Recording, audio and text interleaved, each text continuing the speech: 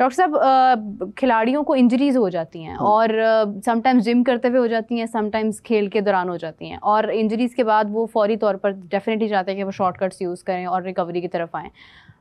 For example अभी जैसे साइम अयूब है, साइम अयूब इंजर्ड हुआ और अब हमने देखा उसको कि वो डायरेक्टली PSL में खेल रहा है। आपको हमारे पास एहसानुल्लाह की एग्जांपल है, बहुत बड़ी एहसानुल्लाह की इंजरी बहुत टाइम ले गई, काफ़ी वक्त हुआ, फिर आप देखें कि हसन अली है, उसकी इंजरी आज वो बेहतर अंदाज में खेल रहा है।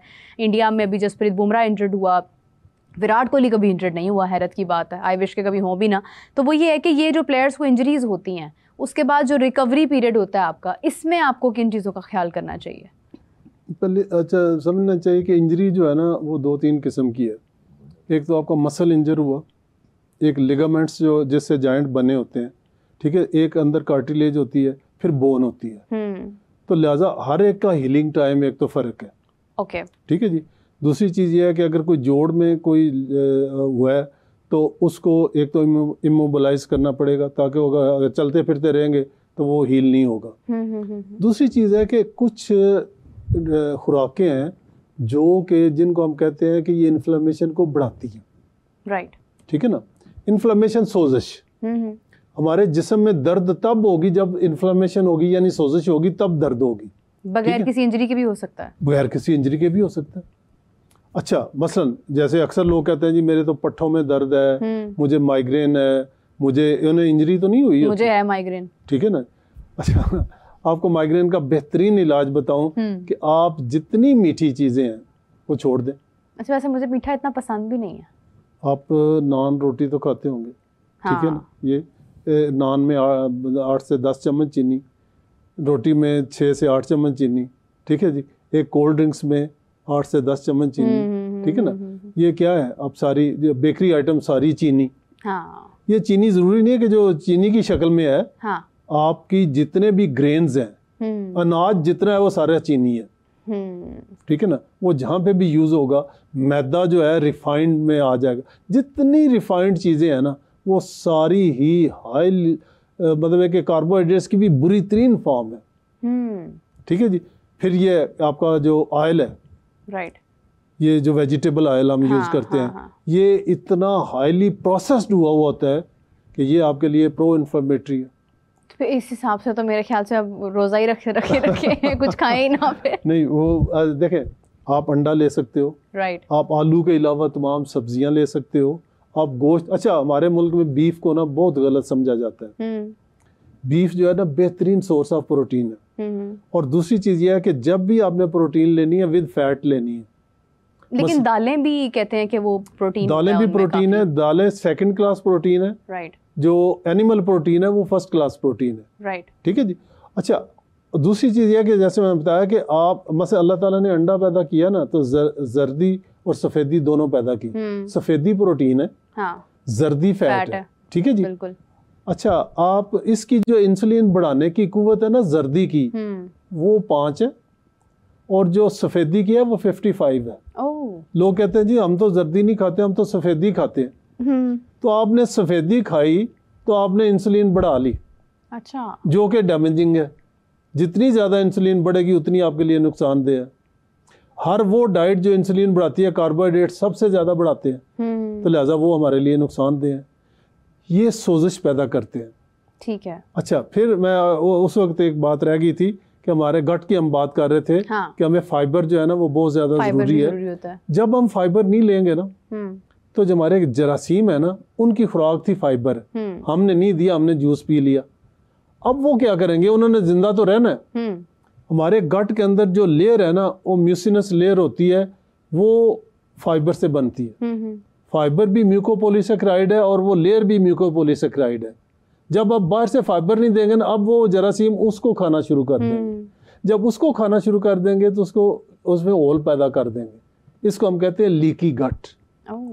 अच्छा, लीकी गट क्या करेगी कि वो चीज़ें जो कि नॉर्मली आप में अंदर एब्जॉर्ब नहीं होती और आके अंदर सोजिश पैदा नहीं करती, जब हम उनको जरासीमों को फाइबर नहीं देंगे तो वो उसको करेंगे। अब आपके क्या होता है, जो बड़े बड़े मॉलिक्यूल जो आके अंदर एलर्जी पैदा करेंगे, आपकी गैंठिया, आपकी बेशुमार और बीमारियां, वो शुरू ही यहाँ से होती हैं जब लीकी गट होती है। एलर्जी, आपकी बेशुमार एलर्जी जो है। अब तो इवन उन्होंने देखा गया है कि इसमें से जब वो टॉक्सिन्स एब्जॉर्ब होते हैं वो कोलेस्ट्रॉल को ख़राब करते हैं और हार्ट अटैक का ज़रिया भी ये लीकी गट है। अच्छा, हमें तो एज अ ह्यूमन किन चीज़ों से एलर्जी है नहीं है, हमने तो कभी फोकस ही नहीं किया इस बात पे। हम कुछ खाते हैं, बीमार फील करते हैं, सर में दर्द होता है, सर दर्द की मेडिसिन खाते हैं और कहते हैं बस ठीक है। हमें आज तक महसूस ही नहीं हुआ कि हमें एलर्जी किस चीज़ से है। असल में ना हम चाहते हैं कि जल्दी ना रिकवरी हो जाए, बस हम काज की तरफ तो गए ही नहीं ना। हाँ, कभी जाते ही नहीं है। ठीक है जी। अब आधे से ज्यादा तो फैमिली आपकी जो है वो घर पे वो कहते हैं ना मेडिसिन लेके बैठे होते हैं, बस ये खा लो, ये कर लो, वो कर लो। अब जब मैं आपको बताऊं ना, मेरे पास पेशेंट आते थे माइग्रेन के साथ, मुझे अफसोस भी होता था हर हफ्ते आ जाना और शदीद दर्द के साथ। अच्छा, मैं बड़ा परेशान हुआ, जितनी दवाइयाँ सारी देखी, इस्तेमाल करके भी देख ली, लेकिन कोई फ़ायदा ना होना। वो मैं एक रिसर्च पढ़ी, उसमें एक खुद डॉक्टर था, उसने अपनी लिखा हुआ, उसने कहा जी कि मेरी सर दर्द हटती नहीं थी, मैं कई दिन अस्पताल से छुट्टी करता था। तो मुझे जब ये रिसर्च का पता चला ना, तो कहता मैं खुद इस्तेमाल की, लो कार्ब डाइट पे मैं चला गया, कार्बोहाइड्रेट्स बंद कर दिए। चूँकि देखें फैट में आपको ज़रूरत है और उसकी प्रोटीन की आपको ज़रूरत है, कार्बोहाइड्रेट्स आप नाम लें ना तो कतन कुछ नहीं होगा आपको। ठीक है, आपकी बॉडी फैट बर्निंग मोड पे चली जाएगी, बेहतरीन फ्यूल है। लिहाजा आप कार्बोहाइड्रेट सारे कट कर देना तो फिर भी आपको कुछ नहीं होगा, लेकिन फैट और प्रोटीन आपके लिए बहुत ज़रूरी है।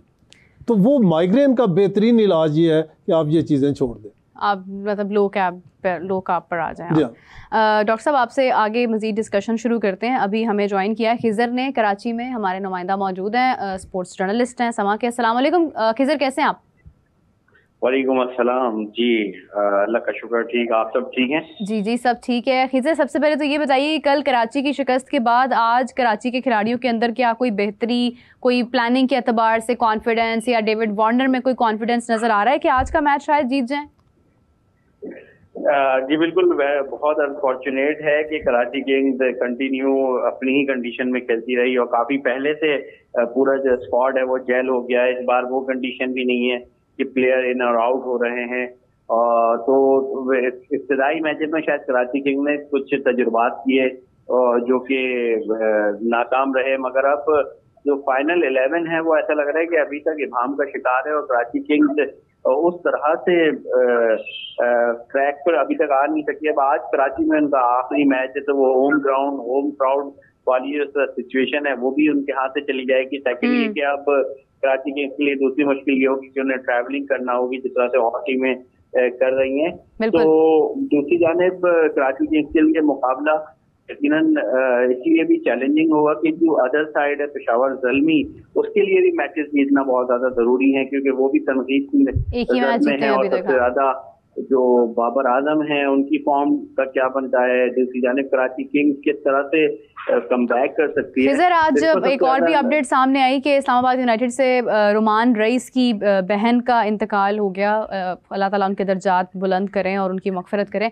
काफ़ी बीमार थी वो और इस वजह से रुमान रईस ने भी फ़िलहाल इस्लामाबाद यूनाइटेड से वो मतलब नहीं खेलेंगे अभी फ़िलहाल। आई डोंट नो कि वो कब तक अवेलेबल नहीं होते हैं, लेकिन ये है कि उनकी सिचुएशन के बारे में भी पता चला। तो रुमान रईस क्या ज्वाइन करेंगे इस्लामाबाद यूनाइटेड को? PSL के दौरान कोई सवाल से गुफ्तगू की उन्होंने, या खामोशी से सिर्फ अभी फिलहाल वो अनअवेलेबिलिटी उन्होंने अपनी शो की है? देखिए, अभी तो फिलहाल जिस वक्त हम आपसे गुफ्तगू कर रहे हैं तो कुछ देर कबल उनकी जो बहन है उनकी नमाज जनाजा हुई है। तो रुमान रईस का ये है कि 1 से 2 दिन तो वो अवेलेबल नहीं है टीम को, मगर ये भी कहना कबल वक्त है क्योंकि इस्लामाबाद यूनाइटेड ने अभी तक उनके हवाले से कोई वादे तौर पर रिलीज जारी नहीं की है। तो रुमान रईस एक इम्पैक्ट प्लेयर हैं जो कि अपनी टीम के लिए कभी भी कोई भी सिचुएशन और मुस्तकिल खिलाड़ी हैं। तो रुमान रईस का होना कतई कलामी की माजरत चाहती हूँ खिज़र, लेकिन 2 झटके लगे हैं इस्लामाबाद यूनाइटेड को। एक मैथ्यू शॉर्ट का जाना, रूल आउट होना, और उसके बाद रुमान रईस की ये सडन जो प्रॉब्लम सामने आई है।